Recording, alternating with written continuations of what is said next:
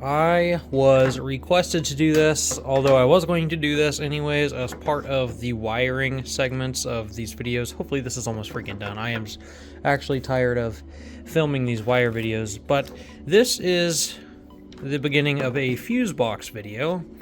This is going to house 6 of my relays, and they are going to be all fused. This relay right here will be a trigger relay, so this will power the ECU with a whatever's recommended fuse. We will have coolant fan relays, my ignition coil relays, and then we'll have a relay for something else. I'm not sure exactly what it will be yet.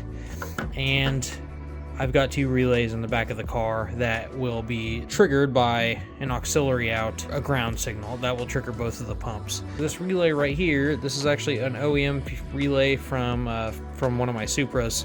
This is like a signal, or this is the signal out, this is a battery constant, and then we've got a ground and 12-volt switch that will trigger the bridge to allow battery constant to go to whatever.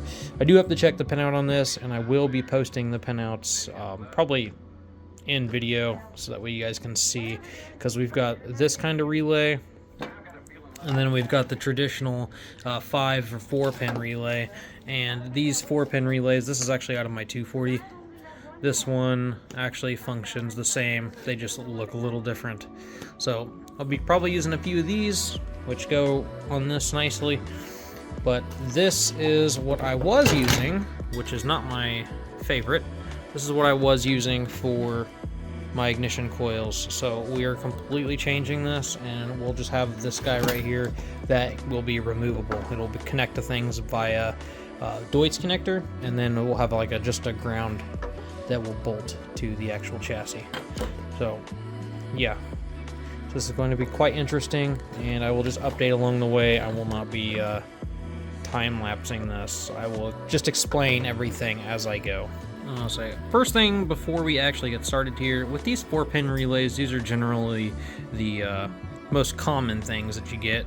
This one actually, no, this one didn't. But I did have some 5-pin relays, and I actually just break the middle pin off. I don't use it. It still functions like it's supposed to.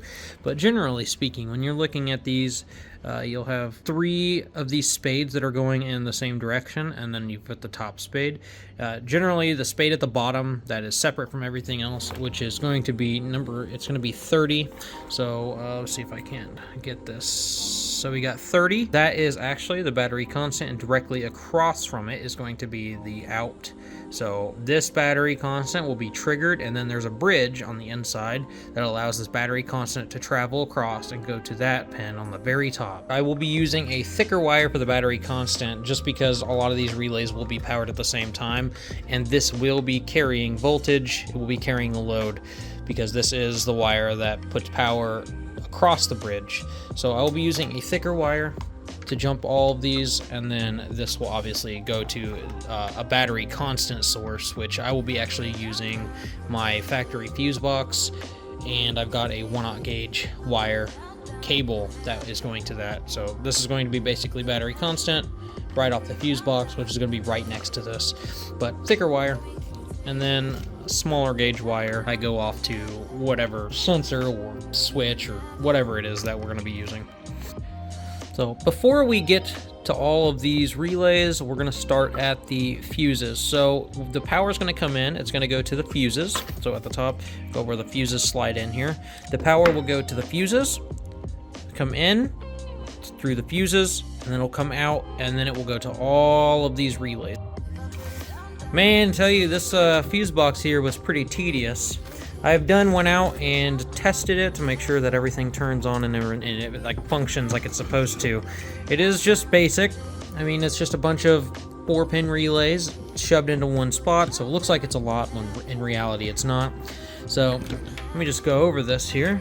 Essentially what we do here is we've got a battery positive, and this is going to be the battery constant that comes in, and it goes to the beginning of the whole fuse box, which is the fuses right here in the front.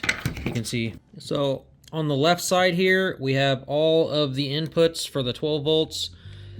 On the right side where it comes out, they will go to their respective relays. So on this one here, we'll just focus on this right one. We've got the main 12 volt that comes in. We have a ground and then a 12 volt switch. These two on the cross are the trigger, and then the top one is actually going to go to whatever sensor or a solenoid or switch or whatever you're trying to power. So we've got 12 volt constant, this one here, and this one here. This black wire and this pink wire is going to act as the bridge. Now these are reversible, so you can put the 12 volt and the ground, you can switch the two places, but essentially what you're looking at is you connect this to this via ground and power. It acts as a bridge, and then the bridge connects this 12 volt to this 12 volt. So this does not receive power until, say, you've got this one here grounded out, and then you put power to this one, it will activate the bridge. If you have power to this one and then you ground this out, it'll activate the bridge. And you can reverse these. So one can be ground, and this could be ground or power, and then this one could be the opposite to make the bridge. Once the bridge happens, this 12 volt will complete the circuit. The 12 volt will travel through the relay, and then this will go to the sensor or whatever it is. The benefit to having a relay is it acts as another fail-safe. I have the relay, or I have these fuses beforehand, so these fuses will pop before the relay gets hurt. But what this does here is that you can have a crap ton of 12 volts coming right off of, so the ignition switch is what I'm going to be doing here. These are the radiator fans, so these will have 12 volt constant. I will have these 12 volt constant, and this ground will go to the ECU, and the ECU will trigger the relay to turn on whenever the temperature reaches 168 or something like that. So I've got it set up that way for this to always have power, and then the ground to be activated by the ECU. If we come down here at the bottom, this is going to be for my, this is one of them that's for my coils. So one of these is going to power 3 of my coils. So this one here is 12 volt constant.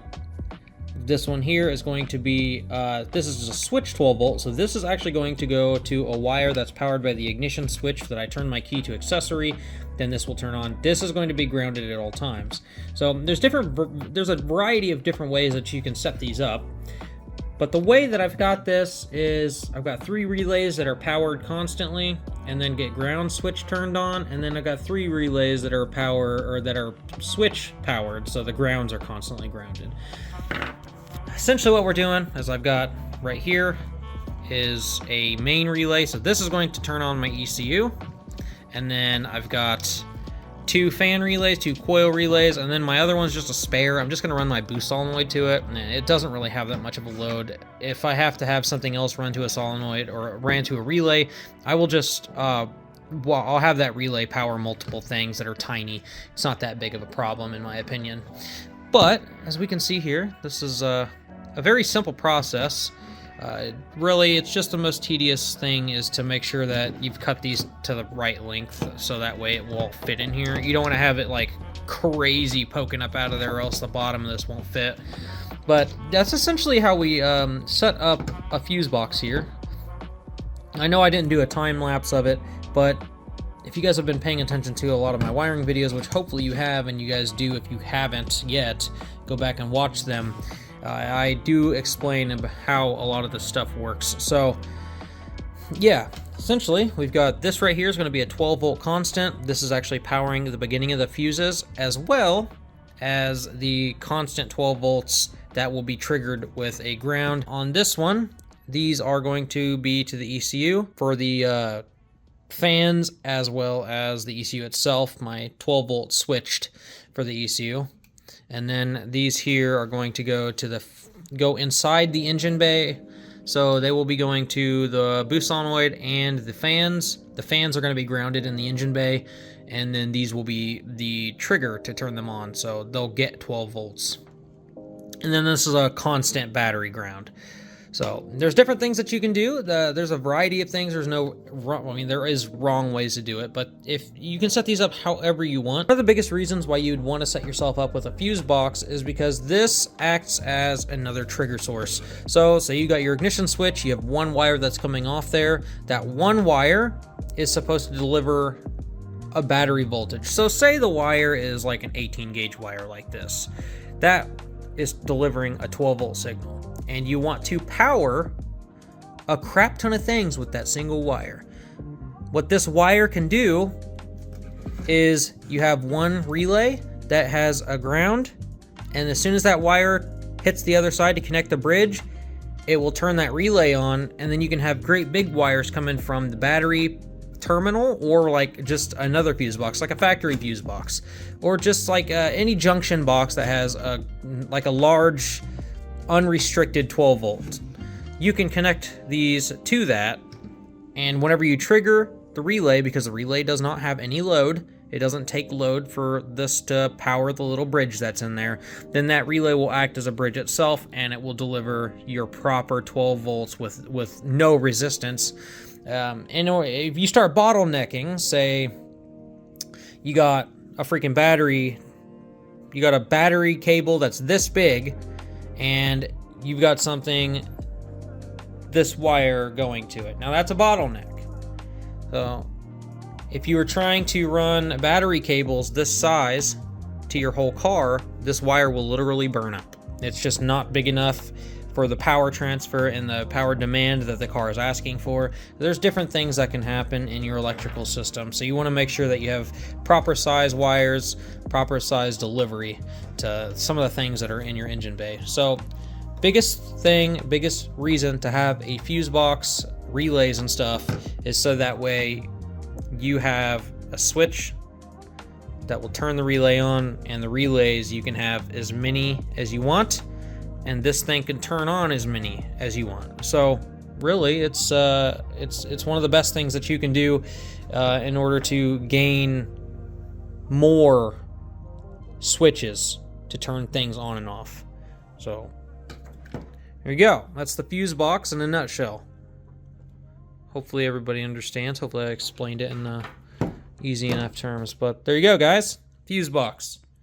240 is freaking damn near finished, so I'm gonna be out there getting that thing all finished up. So stay tuned for the driving videos. As soon as we start getting a little bit nicer outside, we'll be cooking. All right, final little segment for the video. There's the relays. These are the Dorman ones. They have the little mounts on them. I snipped them off so that way it'll actually fit in there. So here's the, this is the lid. So there's the fuse box. It's all situated. Got my heat shrink on there. These are all heat shrinks themselves. So we've got, this is going to go to the ECU. One trigger is going to trigger both of these grounds, and these grounds will complete the circuit for the relays, and those will turn on the fans. So one fan per relay. This other wire here is actually going to be what powers the ECU, and then this is the output that goes to the fans and the boost solenoid. This is my main connector for the coils. This is going to be the power to the coils. This is going to be battery constant, so it's going to go to the stock fuse box because that's a junction in my car. This is an always battery ground, so it's going to be just grounded out to the chassis. And then this is going to be my switched, so this right here will go to the one wire that I'm going to pick from my ignition switch source, and then this will trigger the power to my coils, and then whatever other relays that are in here, that will be powered by that. This is the fuse box, complete, ready to go.